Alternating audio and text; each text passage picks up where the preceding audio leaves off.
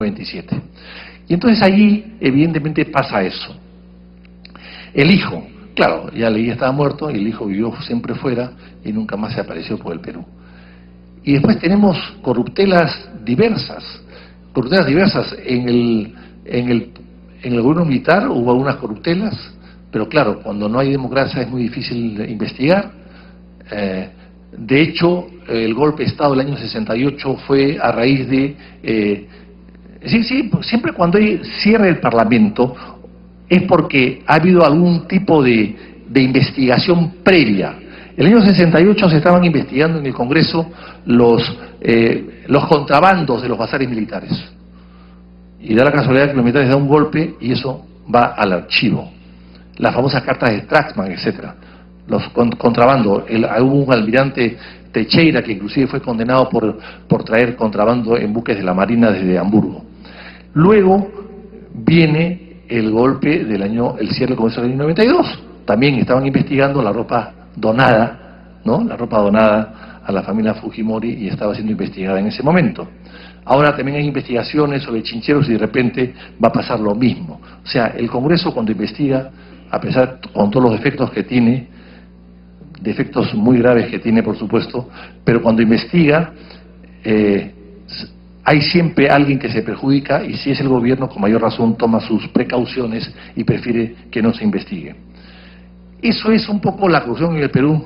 Me están pidiendo que ya termine y yo voy a terminar. En realidad, lo importante acá es que la corrupción en el Perú ha sido siempre enfocada, ha estado siempre encapsulada en determinadas personas, en determinados gobiernos. Hoy día con la corrupción de Odebrecht vemos que eso se ha extendido, que esa corrupción ha hecho ahora metástasis, y que no solamente se trata de una persona, de un ministro, o de un presidente, de un gobierno determinado, de una época determinada, sino se trata de una política de construcción generalizada. Y para terminar, un solo ejemplo. Hoy día tenemos el Club de los Constructores, donde hemos visto que se ha sofisticado la corrupción de alguna manera, se ha hecho una corrupción, se ha popularizado, se ha masificado la corrupción a través del Club de Construcciones, pero en época de Odría, por ejemplo, el general Odría, que gobernó 8 años y que construyó mucho en el Perú, tenía 4 propiedades donadas por los constructores. El Fundo Odría, su casa en Vargas Machuca, su casa en San Bartolo, su casa en Paracas, El Capricho se llamaba. Esas 4 propiedades fueron donadas por escritura pública al propio presidente de la República. Y ahí están las noticias, los registros, y quiénes eran los donantes, todos los constructores de la época, el club de la construcción de la época. Pero claro, en esa época se hacía por escritura pública, hoy día se hace a través de los condonimes, ¿no? Codinomes, hoy día son los codinomes, en esa época había escritura pública. Muchísimas gracias.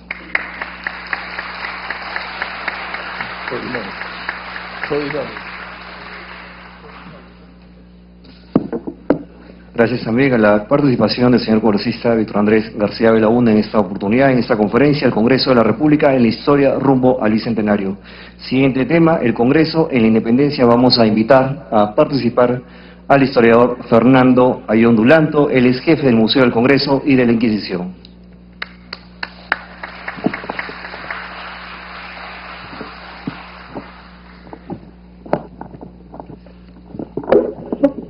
Buenas tardes, amigos, señores congresistas, colega doctora Karen Pulsen. En realidad, la historia del Perú está mal contada, como nos acaba de explicar el congresista Víctor Andrés García Belaúnde, refiriendo a uno de los problemas estructurales del país. Y parte de esa historia mal contada gira en torno a esta fecha, a un 20 de septiembre. En los textos de historia nacional realmente gira la etapa de la emancipación que origina nuestro país en torno a batallas, y exageramos bastante la presencia de los caudillos militares extranjeros, General San Martín, Simón Bolívar, cuya importancia no es discutible, pero lo tendemos a exagerar, y por el otro lado tendemos a disminuir la participación peruana en nuestra propia gesta libertaria. ¿Y qué tiene que ver el Congreso con todo eso? En realidad, el Congreso es la institución que nace en el proceso emancipador. ¿Cómo estaba organizado el régimen virreinal? Colonia no éramos virreinato. Y en el régimen virreinal se imponía la voluntad de un solo hombre, llamado monarca, rey, el rey de España, y su voluntad era la ley. Y los pobladores del virreinato del Perú, ¿qué éramos? ¿Ciudadanos? No, éramos súbditos. Éramos súbditos del monarca de turno. Y si quieren una muestra de alabar una conducta como ahora diríamos dar la vida por la patria, diríamos dar la vida por nuestro señor el rey. Y bajo la monarquía absoluta, por supuesto que no existen las libertades ciudadanas. Y los peruanos, como los demás países de Hispanoamérica, vivimos bajo ese régimen durante 3 siglos. ¿Y qué pasó? 1688, la Revolución Gloriosa en Inglaterra, y surgirá la primera monarquía parlamentaria del mundo, la primera monarquía constitucional del mundo parlamentaria, o la democracia representativa, surgirá en Inglaterra, bajo los ideales liberales. Siglo XVIII, la Ilustración, siglo XVIII, la Revolución Industrial, la Revolución de la Independencia de Estados Unidos y también la Revolución Francesa. Adelantándose a la mayor parte de estos hechos históricos, el 4 de noviembre de 1780, un mestizo, un curaca mestizo, de posición económica adinerado, y queriendo mejorar la situación de la gente, de la raza indígena esencialmente, José Gabriel Condorcanqui, asume el rol de Túpac Amaru y luego de haber estado reclamando inútilmente a las autoridades, se enfrenta a ellas. En un conflicto que inicia en reclamos reivindicativos y termina con actitudes abiertamente separatistas, incluyendo el bando que se le encuentra el día que lo detienen en su bolsillo, en el cual él se había proclamado el 18 de marzo de 1781 como monarca bajo el nombre de rey José I. Pero si en los hechos la gesta emancipadora de Túpac Amaru fue derrotada, pero esta trascendió las fronteras del virreinato, abarcó el Alto Perú, parte de Argentina, pero impactó en toda América Española. Tanto es así que algunos autores que niegan que Túpac Amaru fuera separatista, en cambio reconocen que España estuvo a punto de perder todos sus dominios en América del Sur. ¿Qué tal contradicción? Si no era separatista, ¿por qué amenazó la independencia o los dominios españoles en toda América del Sur? Entonces, la gesta emancipadora desde el mundo de las ideas en Hispanoamérica, ¿quién la comienza? Otro compatriota de nosotros, Juan Pablo Vizcardo y Guzmán, en su famosa Carta a los Españoles Americanos, que sería luego reproducida y traducida por Francisco de Miranda y servirá de inspiración a la gesta emancipadora. Continuarían las revoluciones y conspiraciones, pero no solo en Lima, en el Cusco en 1805 y en 1814, primero la conspiración de Aguilar Ubalde y la revolución encabezada por los hermanos Angulo y Mateo Pumacahua. En Tacna, 1811, Francisco Ezela y 1813, los hermanos Pallardelle. En Huánuco, Panataguas y Guamalíes, Crespo y Castillo.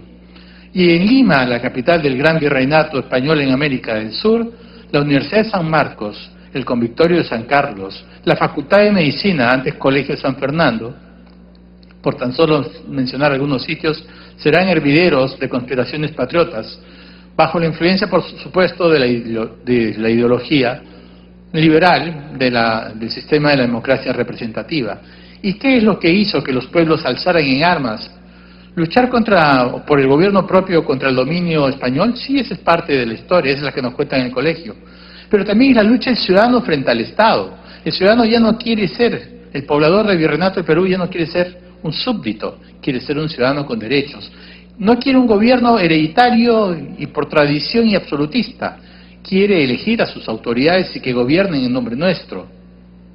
Y bajo ese impulso de los ideales liberales, recuerden todos el famoso libro de Montesquieu, El espíritu de las leyes, y la clásica división de poderes en 3 instituciones diferentes.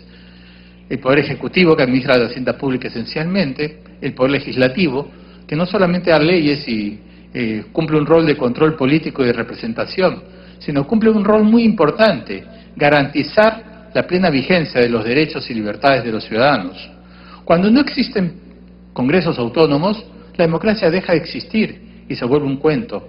Y los que ahora somos ciudadanos y tenemos derechos, nos volvemos a convertir, como en la época virreinal, en súbditos. Ya no será del rey de España, sino del general o el dictador de turno.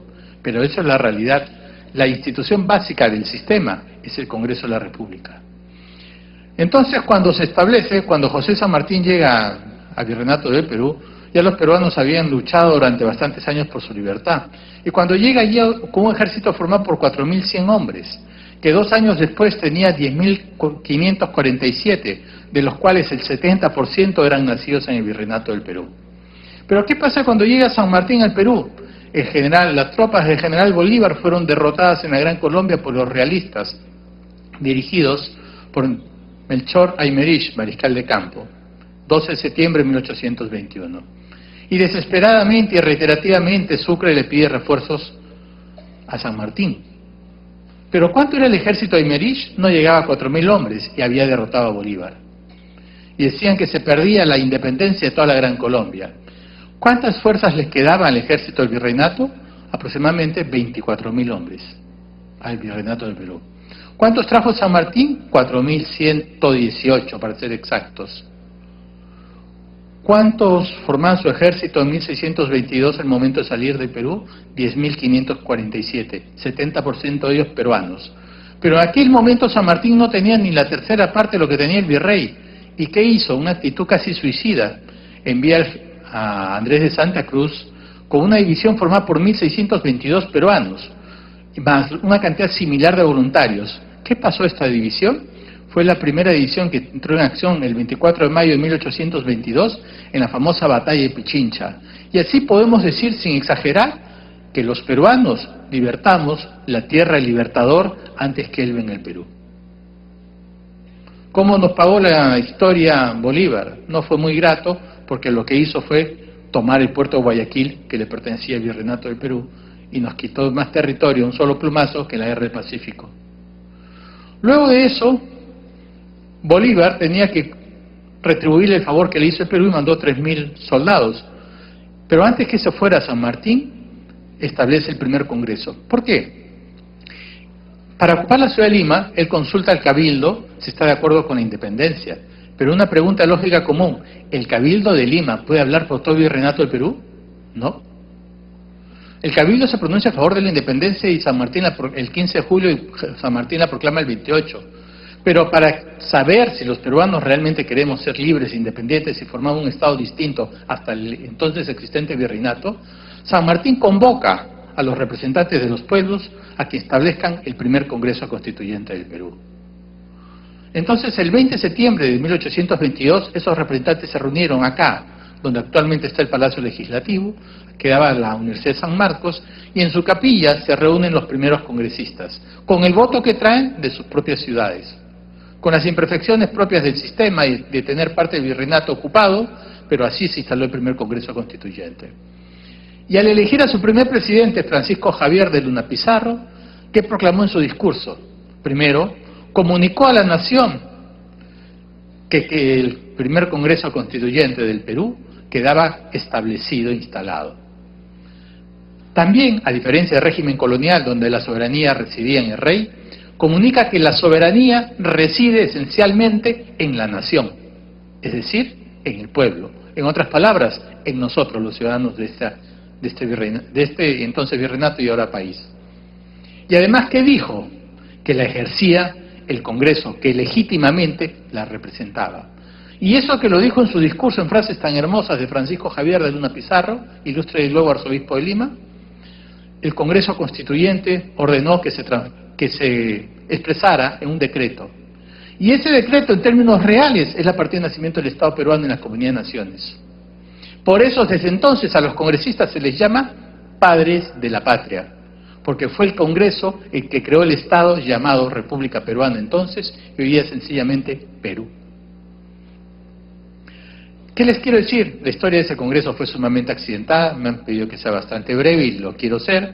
Entonces, lo único que les puedo decir, ¿qué hizo el Congreso además de establecer y crear al país llamado Perú, aquel 20 de septiembre de 1822? Esto es tan real que el principal ideólogo de ese Congreso, José Faustino Sánchez Carrión, fue el autor de un proyecto de ley que el Congreso Constituyente aprobó el 10 de octubre de 1822, y ese proyecto de ley que decía, celébrese como fiesta nacional cada 20 de septiembre en homenaje a la instalación del primer Congreso Constituyente, porque por primera vez los peruanos ejercíamos soberanía. No era restablecer una soberanía que no existió en el imperio de los incas, porque el Inca era un imperio donde mandaba la nación inca o quechua sobre el resto de las etnias que formaban el Tahuantinsuyo. Era establecer por primera vez un gobierno del pueblo. Por eso así nace el Perú, con su primer Congreso Constituyente. Entonces, si alguna vez se preguntaban por qué les dicen padres de la patria, es porque el Congreso crea el Estado peruano. Y los congresistas, ¿qué hicieron? En primer lugar, asumieron el poder legislativo y el poder ejecutivo. El poder ejecutivo, una junta formada por 3 diputados, uno de los cuales, José de la Mar, la presidía. Además de eso, ¿qué hicieron? Consiguieron los recursos a través de leyes que dieron para poder financiar la gesta independentista. Además de eso, ¿qué hicieron? Dedicarse a la labor de propaganda entre sus propios representados para captar la mayor cantidad de gente posible por la causa libertaria. Además de eso, ¿qué hicieron? Nos dieron lo que se llamó las bases de la Constitución, donde la polémica entre monarquistas o partidarios de la monarquía parlamentaria frente al régimen republicano, el Congreso decide que seamos una república, y el 12 de noviembre de 1823 se promulga la primera Constitución, la cual, según decía Víctor Andrés Belaúnde, el gran ideólogo democristiano o pensador social cristiano, según decía Víctor Andrés Belaúnde, esa primera Constitución era la partida de nacimiento en la comunidad de naciones de nuestro país. Y además de eso, ¿qué hizo aquel Congreso?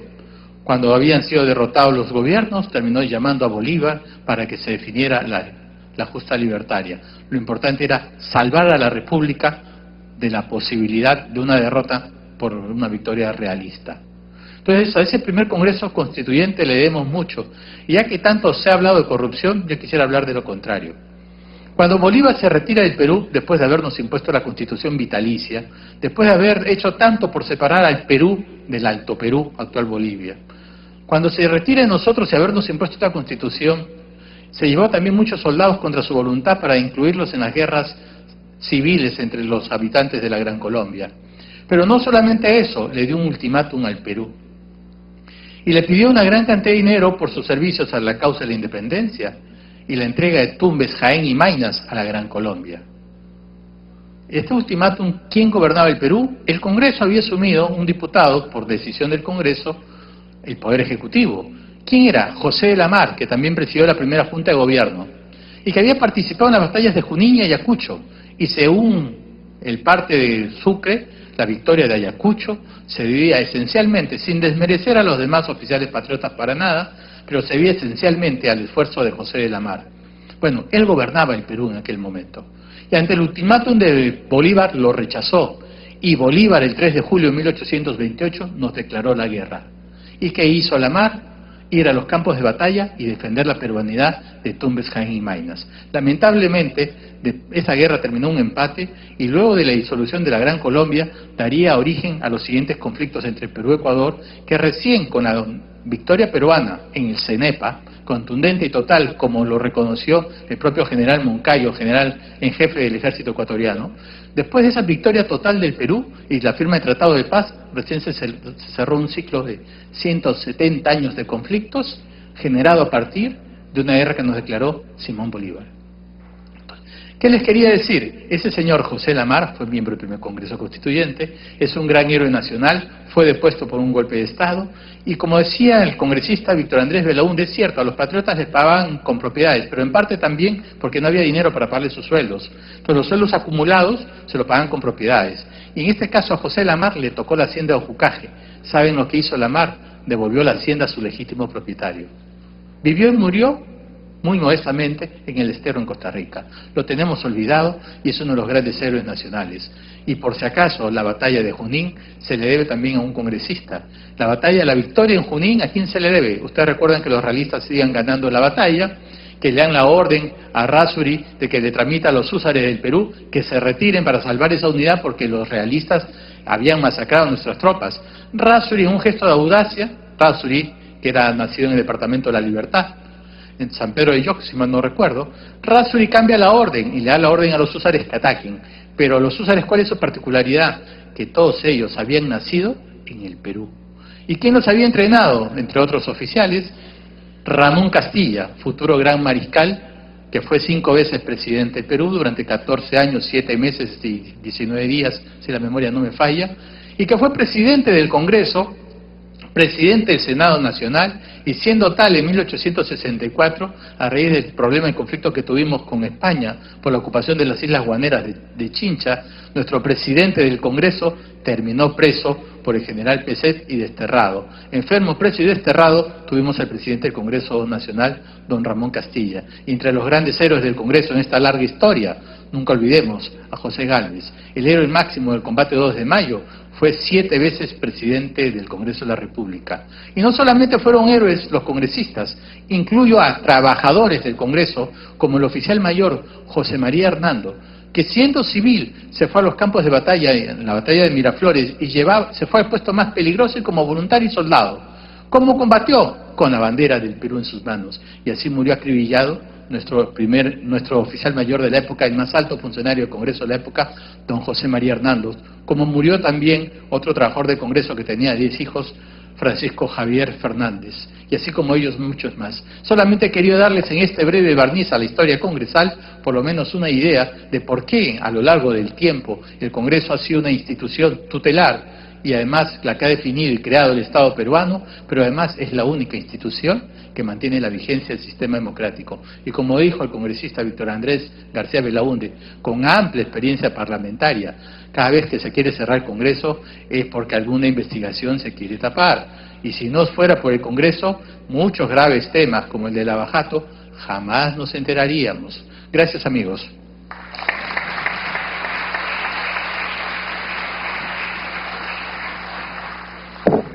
Gracias también a la participación del historiador Fernando Ayondulanto, jefe del Museo del Congreso y de la Inquisición.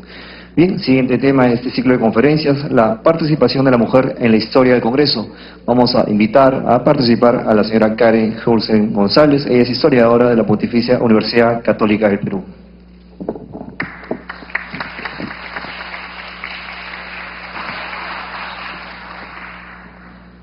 Buenas tardes con todos. Quisiera agradecer en especial a la Comisión Bicentenario del Congreso, en la figura del congresista Juan Cheput y del historiador Fernando Ayllón, que es jefe del Museo de la Inquisición. Y bueno, vengo a este conversatorio para comentar acerca del ingreso de las mujeres a la vida política nacional. Si bien estamos celebrando el 197 aniversario de la instauración del Congreso de la República, también estamos en este 2019 conmemorando los 63 años del ingreso de las mujeres a la participación política en nuestro país, ¿no? En realidad, en el año 1956 tuvieron a bien participar en la contienda electoral 30 mujeres, de las cuales 9 resultaron electas como congresistas, 8 para diputadas y 1 para senadoras, ¿no? Entonces, bueno, con esto se da el inicio formal de las mujeres en la vida política del país. Todo esto, desde la perspectiva de la historia, nos pone pues en la pregunta, ¿no? ¿Cómo se llegó a este momento? Entonces, para esto quisiera remitirme primero al panorama internacional, ¿no? Ya desde finales del siglo XIX, las mujeres están participando en una serie de movimientos, ¿no? Por ejemplo, el marxismo las convoca, el anarquismo también, ¿no? Y bueno, luego también el movimiento feminista, el primer feminismo, ¿no? De inicios del siglo XX. Entonces, vamos viendo que estas mujeres van tomando conciencia, ¿no? De su participación en la sociedad y sobre todo del relego del que son sujetos, ¿no? Van a ser estas mujeres, las primeras van a ser ilustradas, ¿no? Es decir, mujeres que han tenido un cierto nivel de educación y que por ello pueden confrontar esta situación mencionada, ¿no? De otro lado es el feminismo el que también las empodera, ¿no? Entonces se conforman redes de mujeres en esta época y van adquiriendo experiencia en la lucha, ¿no? Van a ser ejemplos, por ejemplo, Finlandia y Noruega, ¿no? En los cuales tempranamente, ya en 1906, Finlandia, y Noruega en 1913, los parlamentos incluyen a las mujeres en la vida democrática, ¿no? Es decir, les otorgan la ciudadanía y el derecho al sufragio, ¿no? Y estos van a ser grandes ejemplos para las sufragistas, ¿no? Que son las mujeres anglosajonas de las que hemos escuchado bastante hablar, ¿no? Van a reclamar y van a sumarse a esta, digamos, a esta lucha por ser equiparadas en la sociedad igual que los hombres, ¿no? Entonces, ya llegamos al contexto de la Primera Guerra Mundial, en el cual esta termina siendo el detonante, ¿no? Porque las mujeres, mientras los hombres se han ido al campo de batalla, han empezado a ocupar cargos que antes eran impensados para ellas, ¿no? Entonces, luego de la guerra, bueno, Estados Unidos, Inglaterra, la que se llama a partir de entonces la Unión Soviética y Alemania, otorgan el sufragio, ¿no? A las mujeres y la ciudadanía. Entonces, ¿cómo es que va a llegar todo este proceso internacional a América Latina y a nuestro país, ¿no? En realidad, ya a finales del siglo XVIII, toda esta temática, toda esta problemática ha sido abordada también en el campo universitario, ¿no? Por ejemplo, tenemos una tesis de Rafael Sánchez Concha que habla del sufragio, ¿no? Que es un tema que está en vigencia en este momento, ¿no? Habla del sufragio, pero no solamente para las mujeres, sino también para los hombres, ¿no? Y cuando se refiere a las mujeres dice que es una exageración del sufragio universal, ¿no? Por su parte, también en la sociedad civil van a empezar estas discusiones, ¿no? Tenemos dos grandes asociaciones, ¿no? Evolución Femenina de María Jesús Alvarado y Feminismo Peruano de Soledad Aurora Cáceres, ¿no? Tanto en el 14 como en el 24, que van a ir poniendo en la agenda todos estos temas de las mujeres, ¿no? De otro lado, también en los años 20 van a empezar a figurar toda una pléyade de mujeres, ¿no? No solamente, bueno, en la política, en las artes, en las humanidades, ¿no? Entonces, se va creando todo este panorama digamos, en el que las mujeres empiezan a tomar conciencia de que y comienzan a preguntarse acerca de por qué no son ciudadanas, ¿no? En el Congreso también hay bueno, pues políticos que toman en cuenta todo lo que estoy mencionando, ¿no? Y desde, por ejemplo, en 1917, el primer congresista que va a poner esto que va a presentar esta iniciativa va a ser Celestino Manchego, ¿no? Pero, bueno, durante la instalación de la Asamblea Constituyente de 1919, vuelve a presentar su propuesta, a la vez también el congresista Augusto Peñalosa, pero ni siquiera se llegan a discutir. Va a ser en el año 32, en la Asamblea Constituyente, que va a dar la Constitución del 33, cuando se discute por primera vez y de manera sostenida digamos, la pertinencia o no de otorgar ciudadanía y el derecho al voto a las mujeres, ¿no? Quiero mencionar acá los diarios de debates, ¿no? Que vienen a ser una fuente invalorable como para conocer todo lo que los congresistas justamente en este recinto llegaron a discutir, ¿no?